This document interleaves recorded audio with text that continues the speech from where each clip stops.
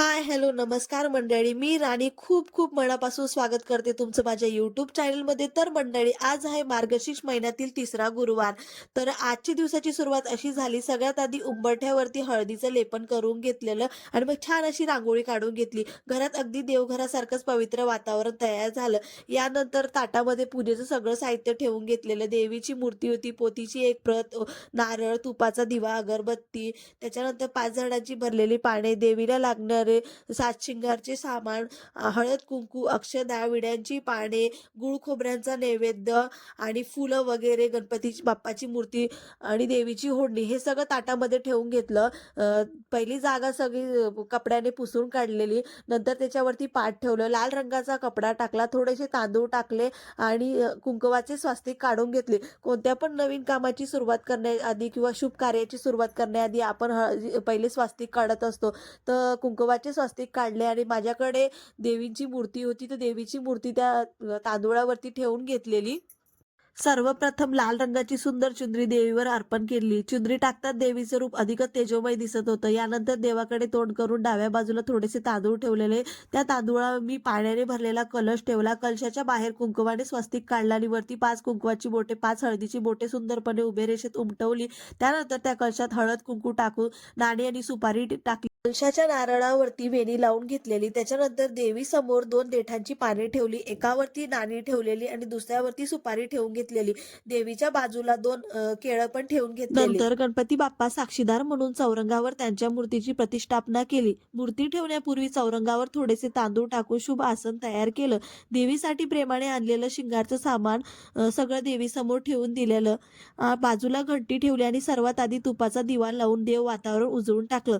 पूजा सुरू करण्यापूर्वी मी स्वच्छ कपाळावर हळद कुंकू लावून शुभत्वाचा स्पर्श घेतला. यानंतर ठेवलेल्या नाणी आणि सुपारीची विधीपूर्वक पूजा केली आणि त्यांच्यावर 2-2 चमचे पाणी अर्पण करून देवतांना आमंत्रण दिलं.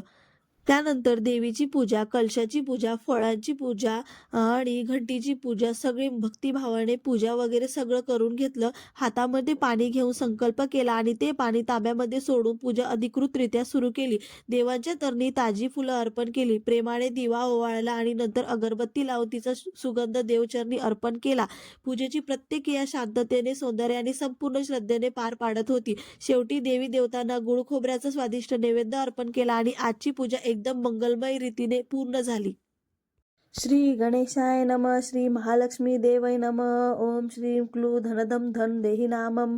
ओम धनदाय नमस्तुभ्यं. निधीपमधी च भवन्तु तत्वप्रसादमय धनधान्यदी संपदम. मन लावून ऐकावी, ध्यानात ठेवावी. श्री लक्ष्मी देवीची कहाणी. द्वापार युगाची अधिष्ठाची, स्वराष्ट्र देशाची मोहिनी श्री महालक्ष्मी देवी. आटपाट नगर होतं. नगराचा एक राजा होता. त्याचे नाव होते भद्रश्रवा. तो दयाळू, शूर व भद्रा प्रजादक्ष होता. देव ब्राह्मणांना, साधू संतांना सुखवीत होता, आनंद देत होता. राजाच्या राणीचं स्त्रीचं नाव होतं सुरतचंद्रिका. नाव चांगले पण स्वभावात अहंकार. मागील जन्मी ती एका वैश्याची पत्नी होती. तिचं नवऱ्याशी भांडणानं वैतागली. रागानं घराबाहेर पडली. चालत होती अनवाणी रानातून.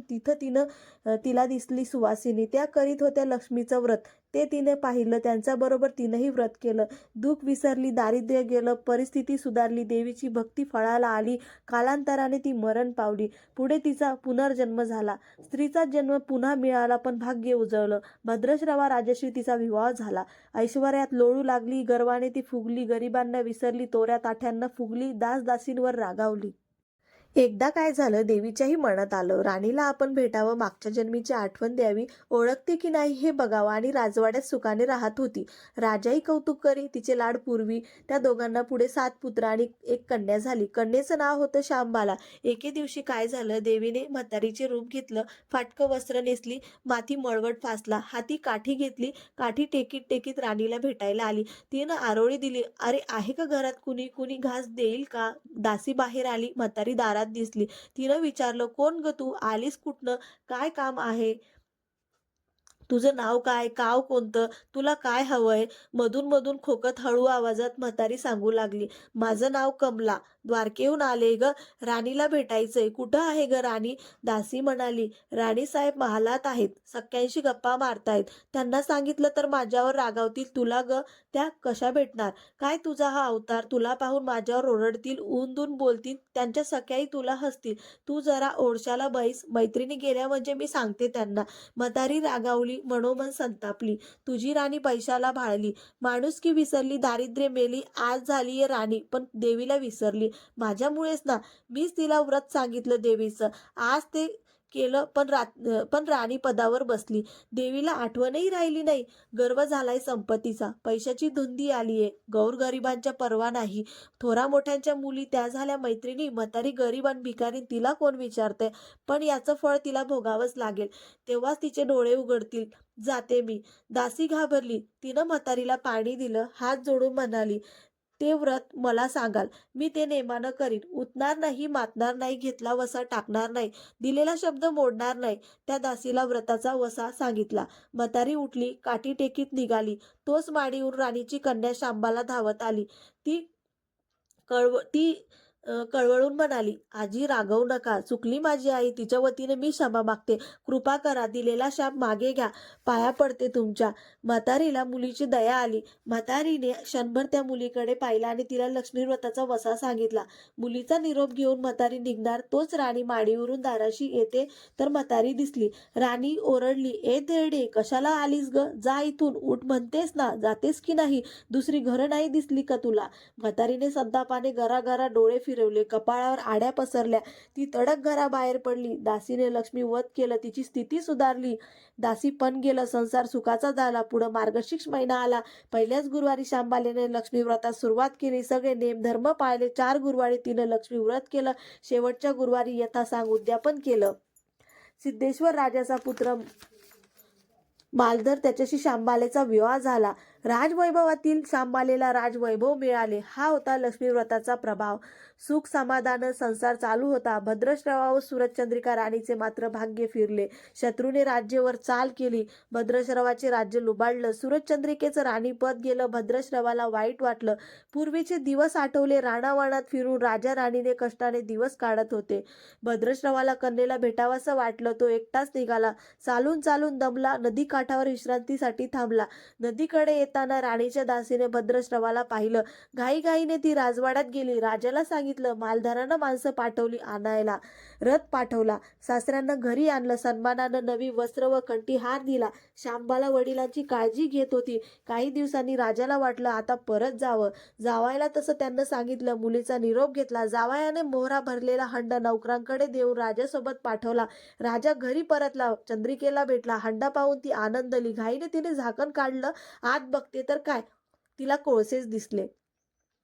सूरजचंद्रिकेने कपाळावर हात मारला. नशिबाला दोष दिला. नवऱ्याला सांगितलं. तेही ऐकून तोही चकित झाला. दुःख पाठलाग करीत होते. दारिद्र्य सरत नव्हते. चिंतेचे सावट पसरत होते. काळजीचा वणवा भडकतच होता. सूरजचंद्रिकेचा एक एक दिवस दुःखाचा जात होता. एके दिवशी तिला मुलीला भेटावं, डोळे भरून पाहावं वाटलं. नशिबाचे भोग भोगायचेच आहेत. सूरजचंद्रिका घरून निघाली. मुलींच्या सासरी पोहोचली. तो दिवस गुरुवारचा होता.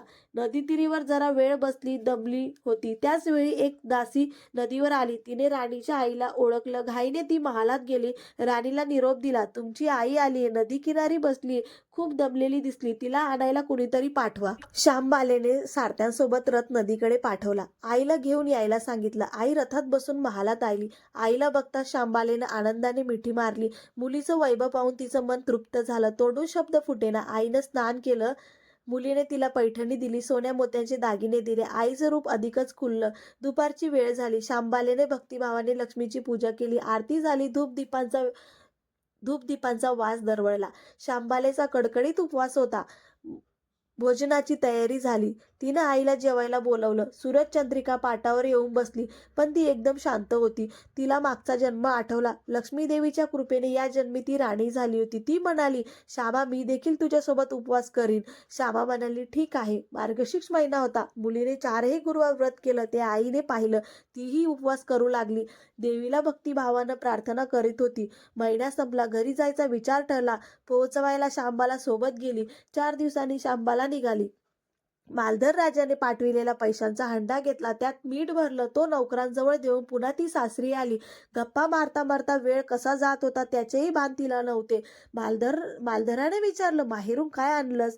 शांबालेने सोबत आणलेल्या हंड्याकडे बोट दाखविलं.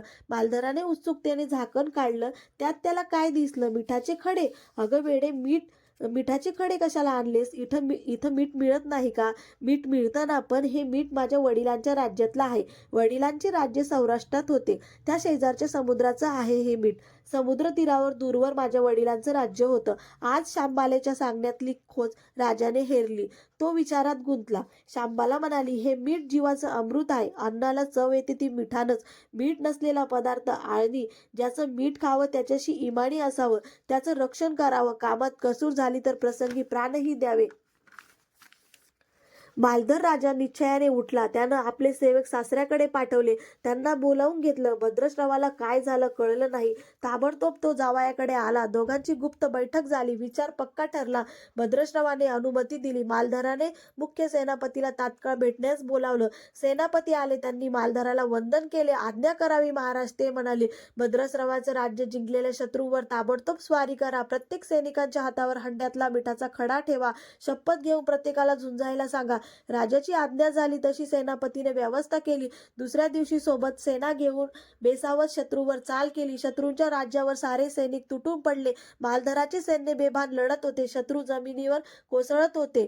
सूर्य पश्चिमेकडे जात होता. अंधार हळूहळू पसरत होता. शेवटी मालधराच्या सैन्यानं शत्रूंचा फडशा पाडला. अपूर्व विजय मिळवला. भद्रश्रवाचं राज्य पुन्हा मिळवलं. मालधराला व शांबालेला ही आनंदाची बातमी सेनापतीने ताबडतोब कळविली.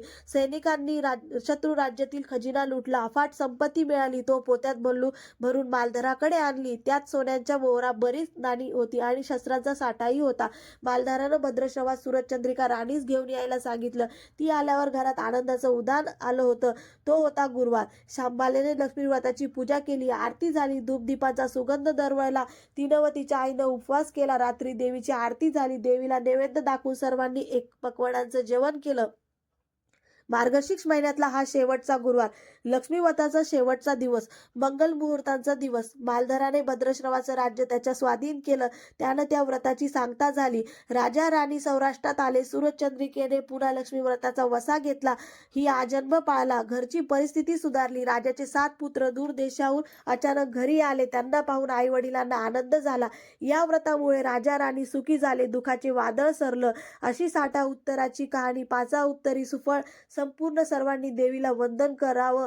त्याचं घर सदैव आनंदित राहावे अशी लक्ष्मी देवीला प्रार्थना करावी.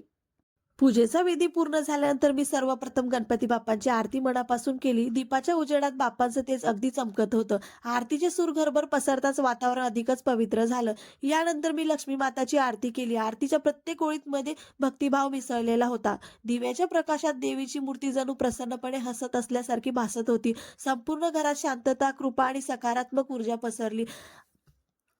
आजची ही कथा फक्त विधी नसून मनापासून अनुभवायची, समजून घ्यायची आणि श्रद्धेने ऐकायची अशी आहे. म्हणून मी जेव्हा कथा वाचन सुरू केलं तेव्हा माझ्या मनात एकच इच्छा होती, ही कथा मी ज्या भक्तिभावाने वाचत आहे ती तुम्ही सगळ्यांनी तितक्याच मनोभावाने ऐकावी. देवीची कृपा, तिचं आशीर्वादमय प्रेम आणि तिच्या कथेत जडलेलं ज्ञान हे सगळं तुमच्या हृदयापर्यंत पोहोचावं. कथा वाचताना जाणवत होतं की प्रत्येक वाक्यात देवीची महिमा, तिचं वैभव, तिची करुणा आणि तिचं मातृत्व भरलेलं आहे. त्या क्षणी घरातील प्रत्येकाला शांतता, समाधान आणि भक्तीचा अनुभव मिळत होता. अशा प्रकारे आजचं कथावाचन आणि आरती दोन्ही अतिशय सुंदर आणि आध्यात्मिकतेने परिपूर्ण झालं. देवीची कृपा सर्वांच्या घरी, सर्वांच्या मनात कायम राहावं अशी प्रार्थना करत मी कथा पुढे वाचत गेले. आरती पूर्ण झाल्यानंतर मग घरातील सगळ्यांना आरती वगैरे दिली. देवीच्या पाया पडल्या आणि घरातील थोरा मोठ्यांच्या पण पाया पडून घेतलेल्या. घरामध्ये सासू सासरे होते त्यांच्या पण पाया पडलेल्या. त्यानंतर मग मी लक्ष्मी मातेचं स्तोत्र वाचायला घेतलं. प्रत्येक ओळीमध्ये देवीचं सामर्थ्य, तिची करुणा आणि तिचा आशीर्वाद याची अनुभूती मिळत होती. स्तोत्र वाचताना मन अगदी शांत, प्रसन्न आणि भक्तिभावाने भरून गेलं. त्या क्षणी माझ्या मनात एकच प्रार्थना होती, देवीची कृपादृष्टी माझ्यावर सदैव राहो. तिने माझ्या घरच्यांना, माझ्या परिवाराला आणि ज्या ज्या जणांनी हे ऐकले त्यांना सुख, शांती, समृद्धी आणि आरोग्य प्राप्त करून द्यावं. तिचा आशीर्वाद आमच्या प्रत्येक पावलावर, प्रत्येक कार्यात आणि प्रत्येक दिवसात साथ देत राहो. या भक्तिमय वातावरणात पूजा पूर्ण झाली, पण मनामध्ये देवीची उपस्थिती अजूनही तितकीच तेजाने जाणवत होती. तर अशा प्रकारे माझी मार्गशीर्ष महिन्यातील 3ऱ्या गुरुवारची पूजा संपन्न झाली. रात्री मस्त गोडधोडाचा नैवेद्य केला. सगळ्यांनी व्हिडिओ आवडल्यास लाईक करा, शेअर करा आणि सबस्क्राईब करायला मात्र विसरू नका. पुन्हा भेटूया. बाय.